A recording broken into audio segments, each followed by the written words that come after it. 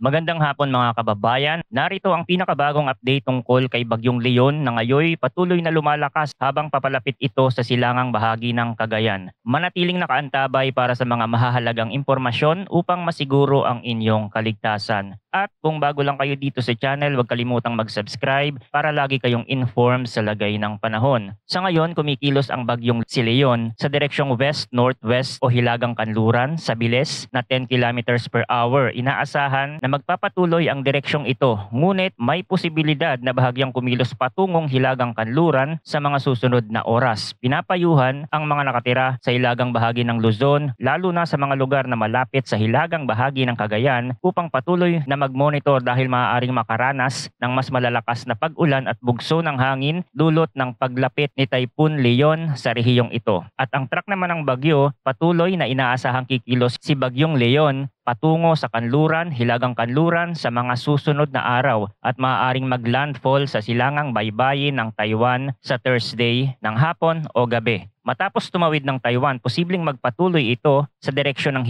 hilagang silangan patungong East China Sea. Sa kasalukuyang track, posibleng ito ay mas lumapit sa Batanes sa Thursday ng madaling araw kung saan inaasahan na ang pinakamalakas na epekto nito sa lugar. Hindi pa rin natin isinasantabi ang posibilidad na maglandfall ito sa mismong Batanes, kaya't ang mga residente ay pinapayuhang manatiling alerto at handa sakaling lumakas pa ang bagyo o magkaroon ng pagbabago sa direksyon. Ang bagyong ito ay inaasahang patuloy na lalakas habang nasa Philippine Sea at posibleng umabot sa kategoryang super typhoon sa susunod na 24 hours bago ang posibleng pagtama nito sa Taiwan. Inaasahan ang pag-intensify nito bago ito makarating sa Taiwan o Batanes. Maging handa tayo sa anumang posibleng pagbabago sa lakas ng bagyo sa mga susunod na oras. May mga lugar sa Luzon na kasalukuyang nakataas ang mga tropical cyclone wind signal dahil sa banta ng malakas na hangin at ulan.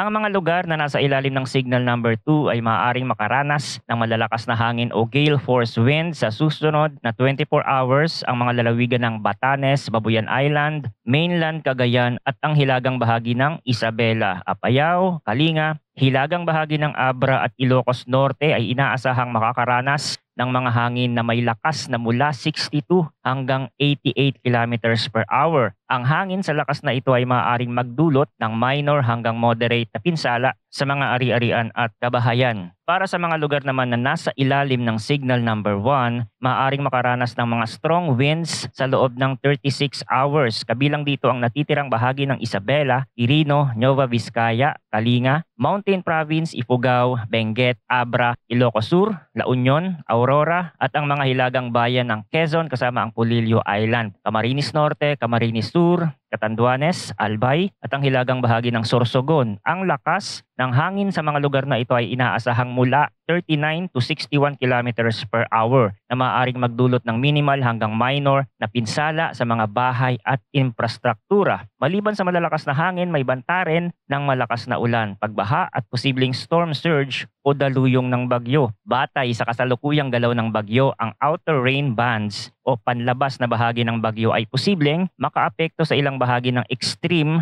northern Luzon sa mga susunod na oras. Ang ulan na dala ng bagyong ito ay posibleng magdulot ng pagbaha lalo na sa mga mabababang lugar at lugar na malapit sa baybayin. Patuloy na pinapayuhan ang mga residente sa mga lugar na ito na mag-ingat at maghanda sa posibleng pagbaha at landslide lalo na sa bulubunduking lugar na madaling makaranas ng pagguho ng lupa. Hinihikayat ang lahat na manatiling alerto at updated sa mga balita ukol sa bagyo lalo na sa mga lugar na apektado. Ang panahon ay mabilis magbago kaya't manatiling updated sa mga susunod na ulat mula dito sa channel para sa pinakabagong balita tungkol sa lagay ng panahon. Salamat sa inyong pagtutok at manatiling ligtas.